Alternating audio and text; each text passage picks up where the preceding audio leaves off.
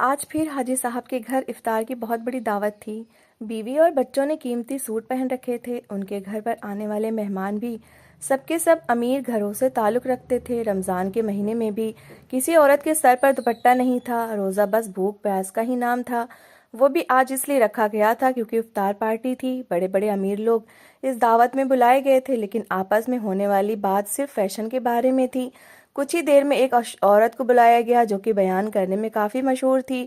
انہوں نے رمضان کے فضائل بیان کیے تو ان عورتوں نے بس کچھ دیر کے لیے ہی اپنے دوپٹوں سے سروں کو ڈھکا تھا۔ جیسے ہی دعا ہوئی سر سے دوپٹے ہٹ چکے تھے۔ افطاری کا انتظام حاجی صاحب کے بنگلے کے لان میں کیا گیا تھا۔ ہر طرح کے کھانوں سے ٹیبل بھرے پڑے تھے۔ کئی طرح کے تو صرف شربت ہی تھے جن سے روزہ کھولا جانا تھا۔ ہر طرح کی ڈش موجود تھی اور مردوں عورتوں میں پردے کا بھی کوئی خاص اہتمام نہیں کیا گیا تھا۔ سبھی ایک ہی جگہ پر موجود تھے۔ جیسے ہی اذان ہوئی تو سبھی لوگ شربت کا گلاس اٹھا کر پینے لگے۔ کسی کو بھی افطار کی دعا تک یاد نہیں تھی۔ کھانے پینے کا ہنگامہ شروع ہو چکا تھا کہ وہیں دور کھڑے گھر کے چوکیدار کے پاس دو اناتھ اور لاوارث بچے آ کر کھانا مانگنے لگے۔ ننگے پاؤں تھے اور میلے کپڑے پہنے ہوئے تھے، ہونٹ سوکھے تھے، ان کی پیاس سے بری حالت تھی۔ دونوں ہی 7-8 سال کے تھے اور روزہ تھے۔ وہ کہنے لگے کہ چاچا ہمیں بھی تھوڑی سی افطاری کرا دو، صرف سوکھی روٹی پانی میں ڈبو کر کھا کر روزہ رکھا ہے۔ دونوں کی نظریں لان میں موجود لوگوں پر تھی جو طرح طرح کے کھانے کھا رہے تھے، اور کئی چیزیں تو کھانے کے دوران ان کی پلیٹوں سے زمین پر گر رہی تھیں۔ اوپر تک سب کی پلیٹیں بھری پڑی تھیں۔ پیٹ میں اتنی گنجائش نہیں تھی، لیکن پلیٹیں یوں ہی بھری پڑی تھیں کہ جیسے پہلی بار روزہ افطار کیا ہو، یا شاید افطاری کے بعد انہیں سحری تک کچھ کھانے کو ملے گا ہی نہیں۔ افطاری کرنے کے بعد پلیٹیں ویسے ہی بھری بھری ٹیبل پر رکھ دی گئی تھیں جنہیں نوکر کچرے کے ڈبوں میں ڈال رہے تھے۔ چوکیدار نے ان دونوں بچوں کو بری طرح سے ڈانٹ دیا۔ کہنے لگا حاجی صاحب کے گھر میں افطار ہے، دیکھ نہیں رہے کہ کتنے امیر لوگ وہاں پر آئے ہیں؟ اپنی حالت دیکھو، کیا تم لوگ اس قابل ہو کہ ایسی محفلوں میں جا کر افطاری کر سکو؟ چلو بھاگو یہاں سے ورنہ ایک تھپڑ منہ پر لگاؤں گا۔ کمینے بھوکے ننگے کہیں کے آ جاتے ہیں یہاں پر بھیک مانگنے۔ حاجی صاحب کا کپڑے کا بہت بڑا کاروبار تھا۔ پوری مارکیٹ میں ان کی 12 دکانیں تھیں۔ پیسے کی ریل پیل تھی۔ ہر سال رمضان میں عمرہ کرنے جاتے تھے اور انہیں دیکھنے والی نظر رشک بھری ہوتی تھی کہ کیسے دیندار اور نیک ہیں۔ خدا انہیں رمضان میں ہر سال عمرہ کرواتا ہے، لیکن ان کے گھر کا ماحول بالکل الگ ہے۔ بیٹے رمضان کے مہینے میں بھی روزہ نہیں رکھتے تھے، لیکن جس دن افطار پارٹی ہوتی تو مجبوراً انہیں روزہ رکھنا پڑتا، تو پورا دن شور مچائے رکھتے۔ یہ کیا مصیبت ہے، کب افطاری ہوگی؟ پیٹ سے بھوک میں چوہے کود رہے ہیں۔ نہ نماز کا ہوش تھا، نہ ہی قرآن پڑھنے کا شوق۔ ماں آتی تو قرآن لے کر فٹافٹ سے سپارہ ختم کرنے کو کہتی تھیں تاکہ لوگوں میں بتا سکے کہ انہوں نے اس رمضان 2 سے 3 قرآن ختم کیے ہیں۔ ساتھ ساتھ وہ قرآن پڑھتی جاتی اور ساتھ ساتھ اپنے نوکروں کو کام کی ہدایت بھی دیتی جاتی۔ ارے جمیلہ کمبخت تمہاری، ٹھیک سے صفائی تو کر لے، ایک تو جب تک میں نہ دیکھوں گھر کے کام کاج ہی ٹھیک سے نہیں ہوتے۔ ارے اس رمضان کے مہینے میں بھی کوئی سکون سے عبادت نہیں کرنے دیتا۔ یہ کہنے کے بعد فوراً نظر قرآن پر گئیں اور تیزی سے ہونٹ ہلنے لگے۔ ہونٹ ہلتے ہلتے اپنی انگلی تیزی سے قرآن کے پنوں پر چل رہی تھیں۔ 1 منٹ نہیں گزرا کہ قرآن کے پنے کو پلٹا گیا۔ نہ ٹھیک سے پڑھا گیا تھا، نہ ہی صحیح سے بیٹھنے کا خیال کیا گیا تھا، بس نظروں سے لفظوں کو گزارا گیا تھا اور ورق پلٹ چکا تھا۔ کبھی دھیان نوکرانی کی طرف چلا جاتا تو کبھی اپنے ہاتھ کے بڑے ناخنوں کو دیکھ کر انہیں منہ میں لے کر کوئی نئی سوچ دماغ میں گھومنے لگتی۔ پھر نہ جانے کیا خیال آیا کہ حاجی صاحب کی بیگم نے نوکرانی کو اپنے پاس بلایا اور کہنے لگی، ارے او جمیلہ ادھر آ ذرا۔ نوکرانی فوراً مالکین کا حکم سن کر ان کے پاس آ کر بیٹھ گئی۔ حاجی صاحب کی بیگم نے دائیں بائیں دیکھا کہ کوئی دوسرا نوکر دیکھ تو نہیں رہا، پھر رازداری سے جمیلہ سے کہنے لگی، بات سن، تیرے محلے میں کوئی ایسی عورت ہے جو ہدیہ لے کے کلام پاک پڑھ دے؟ یہ سن کر جمیلہ نے حیرت سے اپنی مالکین کو دیکھا تھا، پھر کہنے لگی، بی بی جی میں سمجھی نہیں آپ کی بات۔ تو وہ کہنے لگی کہ میں تمہیں پیسے دوں گی اور وہ عورت میرے لیے قرآن پاک پڑھ دے گی۔ جمیلہ نے سر کھجایا، پھر کہنے لگی، ایسا کیوں بیگم صاحبہ؟ بیگم صاحبہ کہنے لگی، ارے سمجھا کرنا، الوداع کے موقع پر مجھے سب کو یہ بتانا ہوتا ہے کہ میں نے 3 سے 4 بار قرآن پاک ختم کیا ہے۔ اب اتنا بڑا کلام پاک بھلا اتنی جلدی 3-4 بار ختم ہو سکتا ہے کیا؟ نوکرانی کہنے لگی، بی بی جی تو آپ کہہ دیں کہ ایک ہی بار پڑھا ہے، اس میں ایسی کون سی بات ہے؟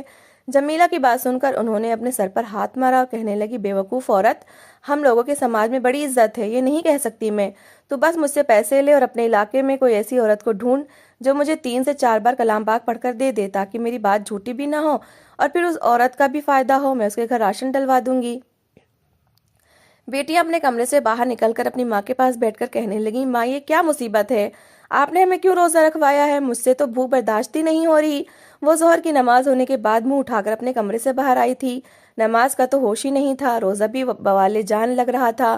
माँ कहने लगी, अरे भाई, आज तुम्हारे पापा के बहुत बड़े दोस्त के घर में इफ्तार पार्टी है, अब क्या वहाँ खाती पीती अच्छी लगोगी? सबको ये भी तो बताना है कि तुमने रोजा रखा है। बेटी ने सुनकर मुंह बिगाड़ा था, कहने लगी कि देखो, अगर भूख से पानी पी लो या खा पी लो, खुदा के यहाँ इसकी माफी है। तुम भी भूले से कुछ भी खा पी लेना, पेट भी भर जाएगा, रोजा भी नहीं टूटेगा। माँ ने एक नया फतवा सुनाया था कि जो जी चाहे खा लो और कह देना कि भूले से खा लिया है। बहरहाल फिर अपनी बेटी से कहने लगी, ऐसा करो कि एसी ऑन करके कमरे में बैठ जाओ, प्यास कम लगेगी। सोचने वाली बात ये थी कि जब बाप इतना दीनदार था, रमजान के आखिरी दिन खास तौर पर मक्के के मस्जिद में जाकर गुजारता था, तो फिर औलाद में दीनदारी क्यों नहीं आई इतनी। लेकिन बाकी हकीकत कुछ और ही थी। जुम्मे के दिन तक हाजी साहब अपने घर पहुंचे थे। घर के दरवाजे से अंदर दाखिल हुए तो आस पड़ोस के कई लोग हाजी साहब से हाथ मिलाकर अपने घरों की तरफ आगे बढ़ चुके थे। सफेद रंग का कुर्ता शलवार, सर पर पगड़ी बांधे वो अपने आप में एक ऊंची शख्सियत रखते थे।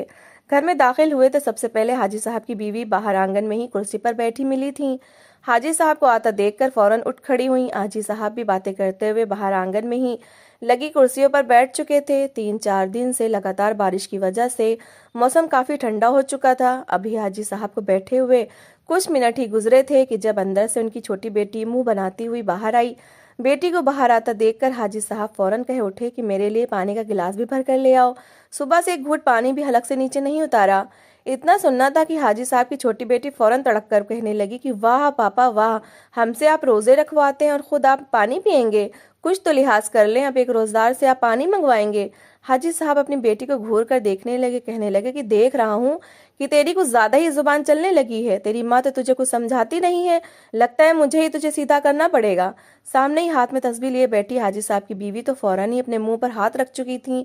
फौरन पैर की ठोकर अपने हाजी साहब को पैर पर मारकर कहने लगी, कुछ तो खुदा का खौफ करो, ये तो देख लिया करो कि बैठे कहाँ पर हो। आसपास नौकर काम कर रहे हैं और इनके सामने शुरू हो गए। कितनी बार आपसे कहा है कि कुछ भी खाना पीना हो तो कमरे में बैठकर खाया करो। इतना सुनना था कि हाजी साहब फौरन तड़क कर गुस्से से बोले, वहां पर काम करते नौकरों को घूर कर देखकर कहने लगे कि ये मेरा घर है, रोजा भी मुझे रखना है, मैं रखूं ना रखूं इससे किसी का क्या जाता है। खैर से खुदा के नेक बंदों में से एक हूँ, तभी तो हर साल जाकर हज करके आता हूँ, रमजान में उम्रा करता हूँ, आखिरी 10 रोजे में मक्का शरीफ में गुजारता हूँ। नेक हूँ तभी तो खुदा अपने घर में भी बुला रहा है। अब बीमारी जान को चिमटी है, भूखे प्यासे मुझसे रहा नहीं जाता, भला मैं कैसे रोजे रखूंगा। फिर रोज इफ्तार पार्टियां करवा कर लोगों को इफ्तार भी तो करवाता हूँ। हाजी साहब की बात सुनकर उनकी बीवी तो खामोश हो चुकी थी। कुछ देर बाद ही वहीं आंगन में बैठकर वो फल काट कर खाने लगे। आसपास काम करने वाले नौकर और चौकीदार हाजी साहब को ऐसा करते हुए देखकर नजर फेर चुके थे। ये तो बंदे और खुदा का पर्दा हुआ करता है। अगर किसी बीमारी की वजह से रोजा ना भी रख सके तो कम से कम एक दूसरे रोजेदार का ख्याल रखना चाहिए।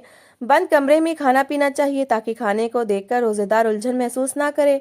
मगर उन्हें कौन समझाता। बाहर दुनिया के सामने तो हाजी साहब की लोग मिसालें दिया करते थे, कहा करते थे कि हाजी साहब अकेले बुजुर्ग हैं जो इस उम्र में पहुंचने के बावजूद पूरे रोजे रखते हैं, उनकी रातें इबादत में गुजरती हैं, खुदा के बड़े ही नेक बंदे हैं। मगर हकीकत क्या थी ये तो इस घर की दरो दीवार और इसमें बसने वाले लोग ही जानते थे।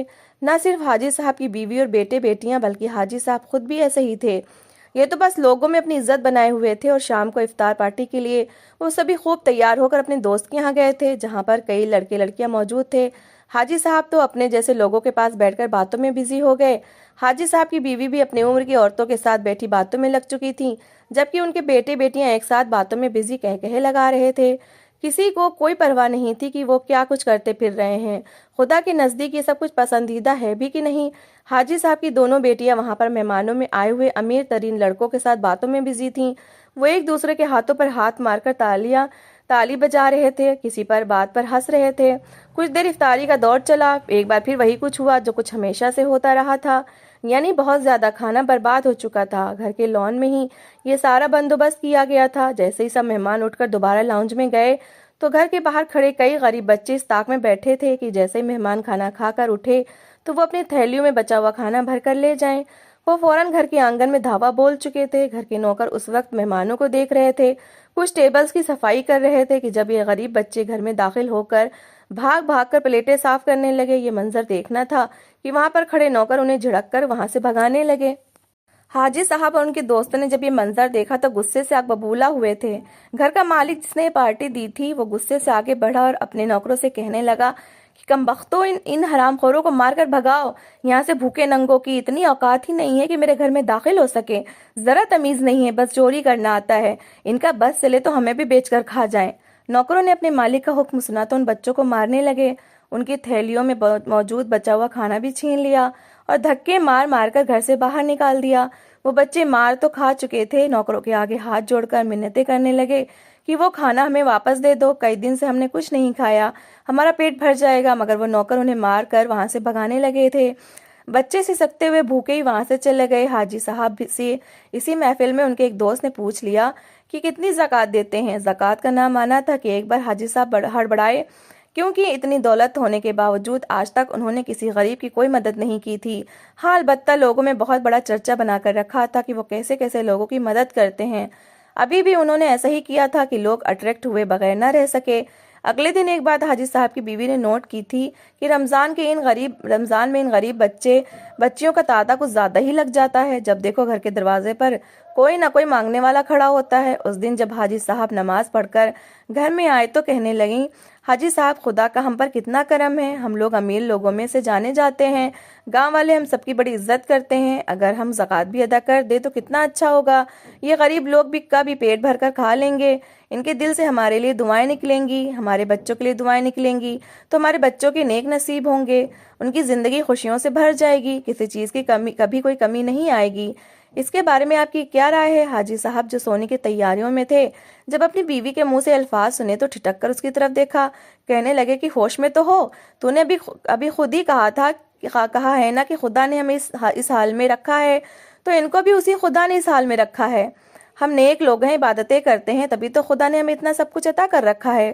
اگر ان بھوکے ننگے لوگوں کو خدا نے اس حال میں رکھا ہے تو تجھے کیا تکلیف ہو رہی ہے؟ آم کھا اور گٹھلیاں نہ گن، میں کوئی زکوٰۃ نہیں دینے والا، بلا وجہ میرا دماغ خراب کرتی پھرتی ہے۔ حاجی صاحب کی بات سن کر ان کی بیوی چپ ہو چکی تھی، ہاتھ پر ہاتھ رکھ کر کہنے لگی، میری بلا سے جو کچھ مرضی کرتے پھرے، مجھے کیا، میں تو اس لیے کہہ رہی تھی کہ گاؤں میں اور واہ واہ ہو جائے گی، لوگوں میں عزت بڑھ جائے گی۔ اتنا سننا تھا کہ حاجی صاحب کہنے لگے کہ اس کی تو فکر نہ کر، میں زکوٰۃ کے نام پر اپنے ہی کچھ لوگوں کو کھڑا کر کے سامان پکڑا دوں گا، تصویریں وغیرہ بن جائیں گی تو سمجھو عزت ہی عزت ہے۔ یہ سن کر حاجی صاحب کی بیوی خوش ہو چکی تھی۔ وقت یوں ہی آگے بڑی تیزی سے بڑھنے لگا، روزے تیزی سے آگے جا رہے تھے۔ اب تو کوئی بھکاری بھی حاجی صاحب کے گھر پر باہر نہیں آتا تھا۔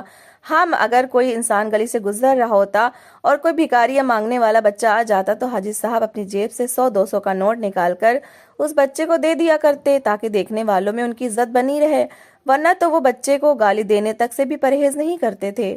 ایک دن حاجی صاحب اپنی بیوی سے کہنے لگے کہ بیٹیاں جوان ہو چکی ہیں، بڑی بیٹی کی اب شادی کر دینی چاہیے۔ وہ اپنے دوست کے بیٹے کے ساتھ اپنی بیٹی کی شادی کروانا چاہتے تھے، مگر جب حاجی صاحب کی بڑی بیٹی نے یہ سنا تو غصے سے پھٹ پڑی، کہنے لگی کہ ماں سمجھا دو پاپا کو، میں بالکل بھی اسی کالے کوے جیسے شکل کے ساتھ شادی نہیں کرنے والی، شادی کروں گی تو اپنی مرضی سے۔ اتنا سننا تھا کہ حاجی صاحب کی بیوی نے ایک تھپڑ اپنی بیٹی کے منہ پر مار دیا، کہنے لگی جانتی بھی ہو کیا بکواس کر رہی ہو، اگر تیرے پاپا یہ الفاظ سن لیتے تو کھڑے کھڑے تجھے قتل کر دیتے، کچھ بھی بولتی رہتی ہے، پسند کی شادی کرے گی، ارے ہمارے خاندان میں تو نکاح بھی صرف لڑکی کا دوپٹہ دکھا کر کیا جاتا ہے اور تو پسند کی شادی کی بات کر رہی ہے۔ ماں کی ڈانٹ سن کر وہ لڑکی تو فی الحال چپ ہو چکی تھی، مگر اندر ہی اندر وہ ضد پکڑ چکی تھی کہ کسی بھی حال میں پاپا کے دوست کے بیٹے سے شادی نہیں کرے گی۔ جیسے جیسے رمضان جا رہا تھا لوگ زکوٰۃ ادا کر رہے تھے، اسی کے ساتھ ہی حاجی صاحب اپنے ہی جیسے لوگوں کے ساتھ عمرے پر جانے کا بھی پلان بنا چکے تھے۔ اس دن جب حاجی صاحب گھر لوٹے تو اچانک ایک عورت بھاگتی ہوئی ان کے گھر کے باہر آئی تھی۔ حاجی صاحب نے اسے پوری طرح نظر انداز کیا تھا، مگر وہ عورت گھر کے باہر ہی کھڑی ہو کر دروازہ بجانے لگی۔ چوکیدار اسے وہاں سے اٹھانے لگا، مگر وہ روتے ہوئے کہنے لگی کہ مجھے ایک بار حاجی صاحب سے ملنے دو، مجھے ان سے ایک ضروری کام ہے، میں ان کا زیادہ وقت نہیں لوں گی، میں نے تو ان کے بڑے چرچے سن رکھے ہیں کہ وہ غریبوں کی مدد کرتے ہیں، فرشتہ ہیں فرشتہ، آج تک ان کے در سے کوئی خالی نہیں لوٹا، میں بھی بڑی آس لے کر ان کے دروازے پر آئی ہوں۔ حاجی صاحب نے جب اس عورت کے منہ سے یہ الفاظ سنے تو وہیں پر رک چکے تھے۔ چوکیدار کو اشارہ کیا کہ اس عورت کو گھر کے اندر آنے دو۔ چوکیدار نے بھی اپنے مالک کی بات سن کر دروازہ کھولا تو وہ عورت اندر آ گئی۔ حاجی صاحب اسے سر سے پیر تک دیکھنے لگے۔ وہ عورت 30 سے 32 سال کی عمر کی تھی، سفید چادر سے اپنا چہرہ ڈھک رکھا تھا۔ حاجی صاحب نے اسے دیکھا اور اپنے مہمان خانے میں لے گئے، کہنے لگے کہ بتاؤ کیا مسئلہ ہے، یوں گلی میں کیوں شور کرتی پھر رہی ہو؟ उस औरत का नाम रेहाना था, इसी गांव की रहने वाली थी, मगर उसका घर हाजी साहब के घर से काफी दूरी पर था। वो रोती हुई वहीं फर्श पर बैठ गई और कहने लगी कि हाजी साहब, मैं बेवा हूँ। मेरे शौहर का किसी ने कत्ल कर दिया था। मेरे छोटे छोटे बच्चे हैं जो मुझे मेरी जान से भी बढ़कर प्यारे हैं। मैं लोगों के घरों में काम करके उन्हें पालने की कोशिश कर रही हूँ, मगर मेरा ये हाथ जला तो मालिक ने मुझे काम से ही निकाल दिया। अब मुझे कोई भी काम पर नहीं रखता। बच्चे भूख से बिलख रहे हैं। रमजान है तो सारा सारा दिन रोजे की हालत में रहते हैं। कहीं से सूखी रोटी बची हुई मिल जाए तो बच्चों को खिला देती हूँ, मगर अब तो रमजान है और आप जैसे अमीर कबीर लोग सदका खैरात भी देते हैं। मैं यही कहने आई थी आपसे कि अगर आप सदका दे दे तो मेरे बच्चे कुछ दिन के लिए ही सही पेट भरकर खाना तो खा लेंगे। आपके लिए हमारे दिल से दुआएं निकलेंगी। खुदा आपकी यहाँ बरकत दे। रेहाना रोती हुई हाथ जोड़कर ये बात कह रही थी। ये वही जानती थी कि उसने कितनी हिम्मत जमा की थी। हाजी साहब ने ये सुना तो गुस्से से उठ खड़े हुए, चलते हुए रेहाना के पास आए और अगले ही पल जो हरकत उन्होंने की रेहाना के साथ, वो तो गुमान में ही नहीं था। वो तो उन्हें नेक फरिश्ता फरिश्ता इंसान समझती थी, मगर गैर महरम होने के बावजूद हाजी साहब ने रेहाना को मुंह से पकड़कर दबोच लिया। उसका मुंह दबोचकर कहने लगे, क्या मैंने कोई खैराती इदारा खोल रखा है क्या? मेरे घर के बाहर कोई बोर्ड लगा है कि मैं तुझ जैसों की मदद करता हूँ? चल दफा हो जाए यहाँ से, बिला वजह मेरा टाइम बर्बाद कर दिया। उन्होंने रेहाना के मुंह पर थप्पड़ मार दिया था। रेहाना वहीं पर गिरी थी। एक सिसकी थी जो उसकी हलक से निकली थी। अगले ही पल वहां पर काम करने वाली नौकरानी उसे घसीट कर घर के बाहर भेज चुकी थी। रेहाना तो रोते हुए वहां से चली गई। हाजी साहब इस वाक्य को भूल गए थे, मगर उस दिन के बाद जो कुछ उनके साथ हुआ वो उनके वहमो गुमान में भी नहीं था। अगली सुबह सहरी के वक्त जब उठे तो उनकी बड़ी बेटी वहां पर मौजूद नहीं थी। आज तो उन्होंने अपने बड़े भाई के यहाँ इफ्तार के लिए जाना था। बड़ी बेटी को पुकारने लगे कि रोजा रखो, मगर वो अपने कमरे में भी मौजूद नहीं थी। सिर्फ एक खत पड़ा था कि वो अपने पसंदीदा लड़के के साथ भाग चुकी है, दोबारा कभी लौटकर नहीं आएगी, ढूंढने की कोशिश भी मत कीजिएगा। हाजी साहब ने ये अल्फाज पढ़े तो सीने पर हाथ रखकर गिर गिर चुके थे। उन्हें तो यकीन ही नहीं आ रहा था कि ये सब कुछ हुआ है। क्या हुआ? उनकी बेटी कैसे उनकी इज्जत को रौंद कर जा सकती थी? गांव वालों को पता चला तो क्या होगा? सिर्फ इतना ही नहीं, धीरे धीरे उनका कारोबार भी ठप होने लगा। वो 12 दुकानें ऐसी डूबी कि उल्टा हाजी साहब कर्जदार हो गए। बड़ी बहन की देखा देखी छोटी बहन भी घर छोड़कर भाग गई थी। हाजी साहब का इकलौता बेटा था, वो भी इस कदर नालायक निकला कि पूरे गांव में ढिंढोरा पीटने लगा कि मेरे माँ बाप ऐसे हैं, सिर्फ और दिखावा करते हैं। मेरी बहनें कोई दूसरे मुल्क में पढ़ाई करने के लिए नहीं गई, बल्कि घर से भाग गई हैं, और अब मैं भी अपने दोगले बाप को छोड़कर जा रहा हूँ। पूरे गांव में हाजी साहब की थू थू हो चुकी थी। कारोबार अलग डूब चुका था। नौबत यहाँ तक आ गई कि घर भी बेचना पड़ा, कर्ज उतारने पड़े और एक छोटे से आम से मकान में रहना पड़ा। ना ही पास औलाद रही और ना ही दौलत। वो रोते थे कि आखिर ये सब कुछ कैसे हो गया। अब तो उल्टा गांव वाले हाजी साहब और उनकी बीवी की मदद के लिए उनके हाथ पर 100 या 200 रख कर जाया करते थे। खुदा का जवाल इस तरह भी आ सकता है, वो भी सिर्फ गरीबों अनाथ लोगों की मदद न करने की वजह से। हाजी साहब इसका मुंह बोलता सबूत थे। तो दोस्तों, इस कहानी को लेकर आपकी क्या राय है, कमेंट बॉक्स में ज़रूर बताएं। और अगर कहानी अच्छी लगी हो तो प्लीज़ लाइक करें। अगर आपने हमारे चैनल को अभी तक सब्सक्राइब नहीं किया तो ज़रूर कर लीजिए। तो मिलते हैं ऐसी एक मोटिवेशनल कहानी के साथ। Thanks for watching.